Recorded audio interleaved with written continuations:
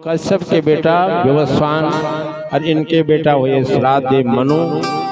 मनु महाराज की सरदा नामक पुत्री, जिसके पुत्री से यज्ञ करने से बेटी उत्पन्न हुई, जिसे वशिष्ठ जी ने बेटा बनाया। देखो, संसार में केवल एक स्त्री ऐसी हुई, कौन से? सूर्यवंश में, जो बेटी के लिए बारंबार याचना करती थी। नहीं तो अक्सर ज्यादा मुंह माँ का ही बेटे के लिए बिगड़ता है। तो जो सरदा थी इस राजा, क्योंकि सूर्यवंश में किसी राजा के बिना पुत्रेष्ठ यज्ञ की संतान नहीं हुई, तो राजा ने पुत्रेष्ठ यज्ञ कराया। गुरु वशिष्ठ जी ने यज्ञ किया, लेकिन एक कन्या हो गई। जब कन्या हुई, जिसका कारण क्या हुआ कि राजा ने तो पुत्र के लिए यज्ञ कराया, लेकिन रानी, जो सरदा नाम की रानी थी, वो कन्या चाहती थी, पुत्री चाहती थी। वो ब्राह्मणों के पास गई, उसने कहा, सुनो महाराज, मैं दक्षिणा तुम्हारी डबल कर दूंगी, लेकिन ऐसे मंत्र बोलो मेरी पुत्री कन्या हो जाए। राजा पुत्र चाहते हैं, रानी पुत्री चाहती है। ब्राह्मणों ने मंत्र बदल दिए और कालांतर में बेटा की जगह बेटी हो गई। अब राजा को बड़ा क्रोध आया। राजा ने कहा, गुरुदेव क्या हुआ? मैंने तो बेटा के लिए यज्ञ किया था, ये बेटी कैसे? गुरु वशिष्ठ जी ने अपने शिष्यों को, ब्राह्मणों को बुलाया। सुनो ब्राह्मणों, क्या बात है? बोले, महाराज ये हमारी गलती नहीं है गुरुदेव, ये तो मंत्र बदलने के लिए रानी ने हमें कहा। गुरु वशिष्ठ जी को बड़ा क्रोध आया। तुम राजा रानी में एकता नहीं है, मेरे ब्राह्मणों को दोष देते हो। बोले, महाराज कुछ भी हो, लेकिन मुझे पुत्र चाहिए। तब वशिष्ठ जी ने अपनी मंत्र शक्ति से इसको बेटा बनाया। बाद में इनके 10 पुत्र हुए, और सरयाती, इसी वंश में सरयाती की पुत्री सुकन्या, सरयाती के वंश में रेवत, रेवत के बेटा कुकुतनी, इनकी बेटी रेवती हुई। और इसी वंश में आगे चल के नवग, नवग के नावाग, अमरीश, अमरीश के वंश में अंशुमान, अंशुमान के बेटा हुए मानदाता। मानदाता मने माम मने मुझे, और धाता मने धारण करेगा। क्या हुआ कि जो राजा युवनाश थे, इनकी कोई संतान नहीं थी। पुत्रेष्ठ यज्ञ कराया, और जैसे ही पुत्रेष्ठ यज्ञ कराया, तो उस यज्ञ में युवनाश राजा रात को सोए हुए थे, लेकिन बड़ी प्यास लगी। क्या करें? तो जो अभिमंत्रित जल था, बाहर से किसी ने एक साला को बंद कर दिया, तो उसी जल को पी गई। सुबह गुरु वशिष्ठ जी आए। वशिष्ठ जी ने कहा, जल कहाँ गया राजा? बोले, महाराज गुरुदेव वो जल तो हम पी गए। ओहो, बोले ये तो सब गड़बड़ कर दिया आपने। अरे वो तो अभिमंत्रित जल था, जो आपकी पत्नी को पिलाना था। बोले, गुरुदेव अब क्या होगा? बोले, अब तो आपके ही पेट से पुत्र उत्पन्न होगा। और कालांतर में समय व्यतीत हुआ, मानदाता का पेट फड़ा गया, और उसी से एक बालक ने जन्म लिया। अब सबने कहा, महाराज दूध किसका पिलाएं ऐसा? तो माम मने मुझे, और धाता मने धारण करेगा। इंद्र भगवान आए। भगवान इंद्र ने अपनी उंगली इस बालक के मुंह में दी, और इसको दुग्ध पान कराया। इसलिए आज से तो मुझे धारण करेगा। उसका नाम मानदाता हुआ। मानदाता के वंश में सत्यवर्त, सत्यवर्त के वंश में हरिश्चंद्र, हरिश्चंद्र के रोहित, रोहित से बाहुक हुए, बाहुक के सगर, सगर के 60,000 पुत्र हुए। असमंजस के पुत्र अंशुमान, अंशुमान के दिलीप, दिलीप के भगीरथ, और भगीरथ ही जब 3 पीढ़ी समाप्त हो गई, चौथी पीढ़ी में भगीरथ ने माँ गंगा जी को प्रकट किया, और आगे आगे राजा भगीरथ, और पीछे पीछे माँ भागीरथी। बोले भागीरथी मैया की, गंगे मैया की जय। जय श्री राधे श्याम। सुखदेव बाबा कहते हैं, राजा आगे चल के इसी वंश में खटवांगा दीर्घबाहुश्च रघु तस्मात् पितु सर्वा अजस्ततो महाराज तस्मात् दशरथो भवत्। हे राजा परीक्षित, आगे राजा खटवांग हुए, खटवांग के दीर्घबाहु हुए, दीर्घबाहु के बेटा रघु हुए और रघु के पितु सर्वा हुए, इनके अज हुए, अज के महाराज दशरथ हुए और दशरथ जी के यहाँ 4 पुत्र उत्पन्न हुए। क्योंकि जब दशरथ जी की कोई संतान नहीं हुई तो दशरथ जी महाराज बड़े व्याकुल हुए और एक दिन दशरथ जी ने देखा, देखो जीवन में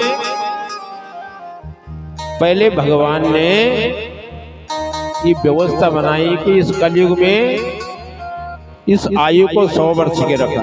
कितने वर्ष की? बोलो कितने वर्ष की? 100 वर्ष की। उसको 4 भागों में बांटा। 25 वर्ष में एक आध बाल पहले सफेद होता था। भगवान कहते थे बेटा बहुत चमेली का तेल इस बालों में लगा दिया, अब कम से कम एक आध माला पकड़ ले मेरे नाम। लेकिन जीव नहीं मानता। फिर भगवान दूसरी घंटी 50 की उम्र में बजाते हैं। क्या करते हैं? दांत निकालना प्रारंभ करते हैं। अरे भले मानो बहुत अखरोट बादाम इन दांतों से तोड़े, अब ते कम से कम माला पकड़ ले। लेकिन तब भी जीव मानता नहीं। पुनः 75 की अवस्था में घंटी बजाते, कमर टेढ़ी कर देते हैं। लेकिन आज मनुष्य जीव 75 की अवस्था में भी रामदेव बाबा का चमनप्राश खाएगा, लेकिन माला जाप नहीं करेगा। तो चौथा तो भगवान फिर परमात्मा घंटा ही बजाते हैं, बेटा यहाँ आ, यही भजन करेगा मेरे पास में। तो राजा दशरथ की कोई संतान नहीं। एक दिन राजा दशरथ अपने राजपाट को संपन्न करके अपने महल में आए और जैसे ही अपने सिंहासन पर बैठे तो क्या देखा राजा? एक बार त्रेता जुग माई, एक बार भूपति मन माये, एक बार भूपति मन माये, एक बार भूपति मन माई, एक बार मोरे सुत नाई,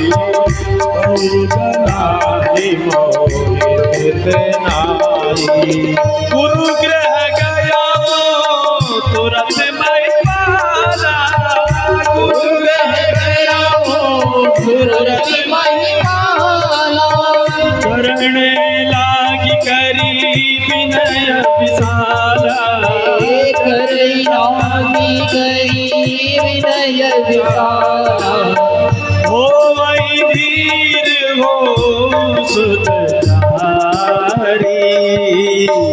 जगत भवया,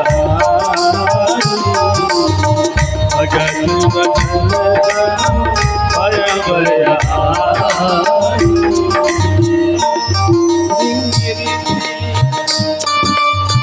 श्रृंगी ऋषि वशिष्ठ बोलावा,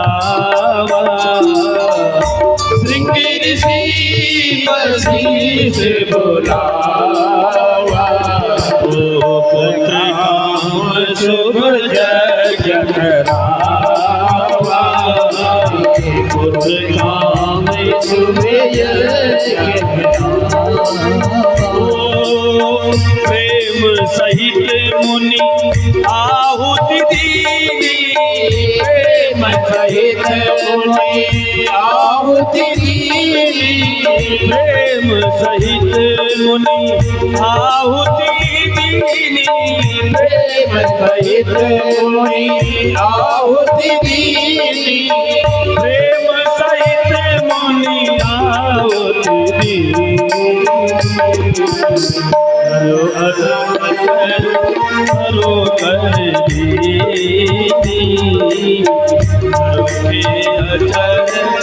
जो कर दी। एक बार भूपति मन माही। आज राजा दशरथ ने जैसे ही अपने महल में आए तो सामने एक शीशा दर्पण लगा हुआ। उस शीशे में देखा तो कान के पास में एक बाल जो है वो सफेद हो गया, पक गया। राजा दशरथ ने विचार किया कि शायद अब वृद्धा अवस्था आनी प्रारंभ हो, इसलिए दौड़कर गुरुजी के पास में गए। भूपत मन माही हे गलान मोर सुतनाई। कि महाराज गुरुदेव, लगता है बुढ़ापा आ गया, लेकिन मुझे बड़ी गलानी है, मेरी कोई संतान नहीं है, संतति नहीं है, कौन मेरा राजपाट देखेगा। तो गुरु वशिष्ठ जी ने आश्वासन दिया, राजा अरे तुम्हारी एक नहीं, तुम्हारे यहाँ तो 4-4 संतान होंगे। तो श्रृंगी ऋषि गुरु वशिष्ठ जी आए और दिव्य पुत्र कामेष्ट यज्ञ कराया, जिसके परिणाम स्वरूप भगवान यज्ञ नारायण प्रकट हुए। और पोडास जो पात्र था, पायस खीर का पात्र, वो राजा दशरथ को दिया और कहा महाराज ये इससे आधा भाग अपनी बड़ी रानी कौशल्या को दे देना, शेष भाग दोनों रानियों में बांट देना, उससे तुम्हारे घर में दिव्य संतान उत्पन्न होंगी। बोले भक्त वत्सल भगवान की जय। भगवान अंतर ध्यान हुए, गुरु वशिष्ठ जी गए और राजा दशरथ जी ने वो खीर का पात्र घर ले आए। जैसे घर में लाए और उस पात्र को अभी राजा रानी कौशल्या मैया को दिया, उससे उस पात्र को छीन के आकाश मार्ग से कौवा लिया और आकाश से जाते हुए अंजना की गोद में चला गया और पुनः आधा का शेष भाग किया, दोनों पत्नियों को खिलाया। कालांतर में उन्होंने एक माँ कौशल्या ने एक पुत्र को जन्म दिया, जिनका नाम राम हुआ। बोले श्री रामचंद्र भगवान की जय। और कैकेयी मैया ने एक पुत्र को जन्म दिया, जिनका नाम भरत हुआ। सुमित्रा मैया ने 2 पुत्रों को जन्म दिया, लक्ष्मण और शत्रुघ्न। धीरे धीरे बच्चे बड़े हुए, बालकों का नामकरण संस्कार इत्यादि हुआ। गुरुजी विश्वामित्र जी के पास में गए, विद्या अध्ययन की। राजा जनक के यहाँ भगवान राम गए, सीता जी से विवाह हुआ। कैकेयी के माध्यम से 14 वर्षों का वनवास और पुनः